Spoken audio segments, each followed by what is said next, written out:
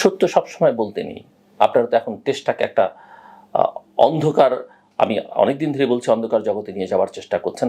আর এখন দেশটাকে মানে একটা গৃহযুদ্ধের দিকে ঠেলে দিচ্ছেন। গৃহযুদ্ধ আপনাদের পছন্দ হতে পারে, কিন্তু বাংলাদেশের 20 কোটি মানুষের পছন্দ নয়। আপনারা হয়তো এখন অন্য কারো স্বার্থে কাজ করছেন। I'm sorry to say this, I'm sorry. আপনি সেনাপ্রধানের সততা নিয়ে প্রশ্ন তুলতে পারেন না, আপনি সেনাপ্রধানের আন্তরিকতা নিয়ে প্রশ্ন তুলতে পারেন না, সেনাবাহিনীকে নিয়ে প্রশ্ন আপনি তুলতে পারেন না। জনগণের মুখোমুখি দাঁড় করাবার কোনো কারণ নেই। সেনাপ্রধান একবারের জন্য বলেননি যে তারা ক্ষমতা নিতে চায়, সেনাবাহিনীর কথা বলেনি। তাহলে কেন আমরা বলছি?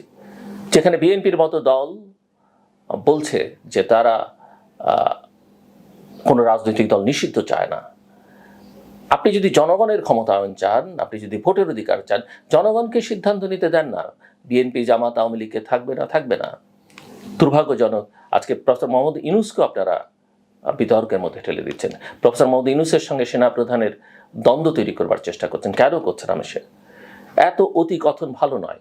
একটা কথা মনে রাখবেন, আপনারা যা করেছেন প্রতি 3 ক্ষণের হিসাব কিন্তু সবার কাছে আছে, গণমাধ্যমের কাছে আছে, এমনকি বিভিন্ন গোয়েন্দা সংস্থার কাছে আছে। এত সহজ নয়।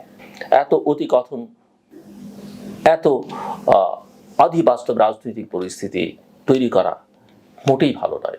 আমি মনে করি আপনারা অতিরিক্ত করে ফেলেছেন, সীমা লঙ্ঘন করে ফেলেছেন এবং দেশটাকে একটা বিপর্যয়ের মধ্যে নিয়ে যাচ্ছেন। এই অবস্থা থেকে আমাদের বদল দরকার।